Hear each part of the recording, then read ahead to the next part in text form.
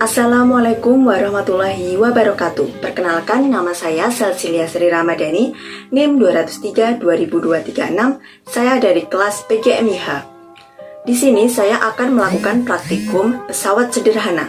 Tujuan daripada praktikum ini adalah untuk memenuhi tugas mata kuliah IPA SDMI.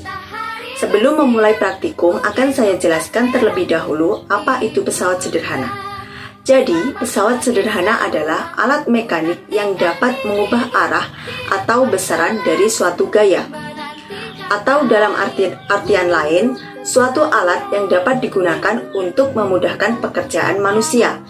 Pesawat sederhana dibagi menjadi 4. Yang pertama, pesawat sederhana jenis tuas. Yang kedua, berupa bidang miring. Yang ketiga, berupa katrol. Dan yang keempat, roda berporos. Kali ini saya akan membahas atau mempraktekkan cara kerja tuas. Jadi, apa sih tuas itu? Tuas atau pengungkit adalah salah satu pesawat sederhana yang digunakan untuk mengubah hasil dari suatu gaya. Tuas dibagi menjadi 3 jenis. Yang pertama, tuas jenis 1. Contohnya adalah gunting, di mana titik tumpu berada di tengahnya, di antara titik kuasa dan titik beban. Kemudian tuas jenis kedua, yaitu jika titik beban berada di antara titik tumpu dan titik kuasa. Contohnya adalah sorong yang biasa dipakai para pekerja bangunan. Dan yang terakhir, tuas jenis ketiga, yaitu kuasa berada di antara titik tumpu dan titik beban. Contohnya adalah staples. Untuk mengetahui cara kerja tuas, saya akan mempraktekkan cara kerja tuas. Berikut ini adalah alat dan bahannya. Alat dan bahan pada percobaan kali ini adalah yang pertama, penggaris ukuran 30 cm, kemudian ada koin dengan nominal Rp500, kemudian ada penghapus, lalu ada double tip, kemudian ada 1 lembar kertas, ada ballpoint, dan yang terakhir ada gunting. Langkah kerja yang pertama adalah gunting kertas menjadi bagian kecil.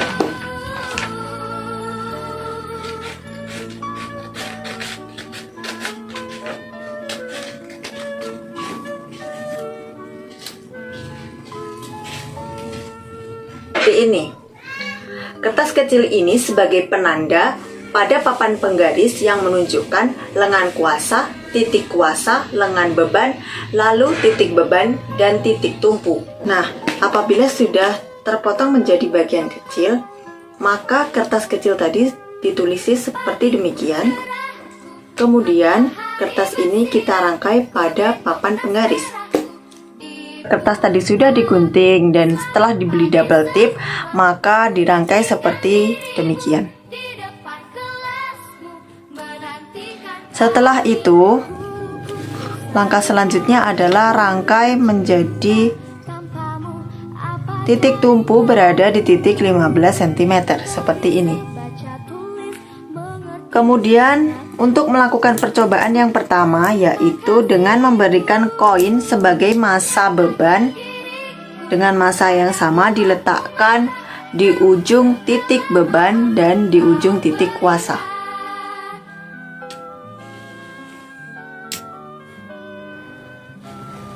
Nah, dapat kita lihat di titik tumpu 15 cm dengan beban yang sama di titik beban dan titik kuasa, maka dapat dilihat yaitu seimbang. Kemudian, untuk percobaan yang kedua, saya akan menambahkan 1 koin dengan massa yang sama di titik beban. Apa yang akan terjadi? Ternyata beban tidak seimbang. Untuk menyeimbangkannya, saya harus memperpendek lengan beban dengan menggeser titik tumpu yang semula berada di 15 cm untuk bergeser ke angka 13 cm.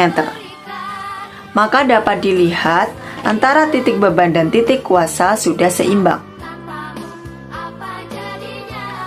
Lalu percobaan ketiga saya akan menambahkan 1 koin lagi dengan massa yang sama di titik beban.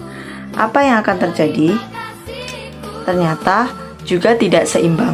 Oleh karena itu, untuk menyeimbangkannya saya memerlukan menggeser titik tumpu lebih pendek ke lengan beban.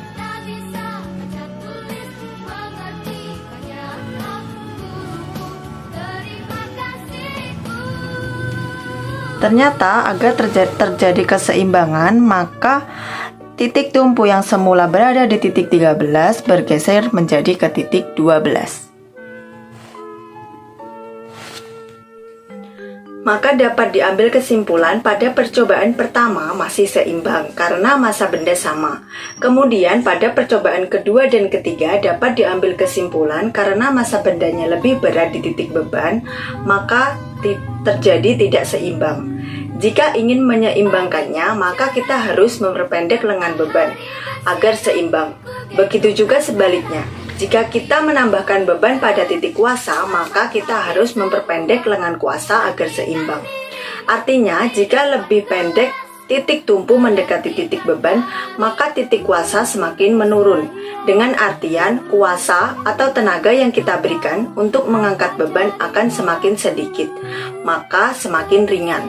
Lalu, jika titik tumpu mendekati titik kuasa, maka titik beban akan semakin menurun. Dengan artian, kuasa atau tenaga yang kita berikan untuk mengangkat beban akan semakin banyak dan beban terasa berat. Maka, dalam percobaan praktikum ini dapat digolongkan pada tuas jenis pertama, karena berkonsep letak titik tumpu berada pada titik kuasa dan titik beban. Maka kesimpulannya, semakin dekat titik tumpu dengan titik kuasa, beban yang diangkat semakin berat atau memberikan tenaga semakin banyak. Sebaliknya, jika titik tumpu semakin dekat dengan titik beban, maka beban semakin ringan dan tenaga yang diberikan semakin sedikit. Demikian yang dapat saya sampaikan, kurang lebihnya saya mohon maaf. Wassalamualaikum warahmatullahi wabarakatuh.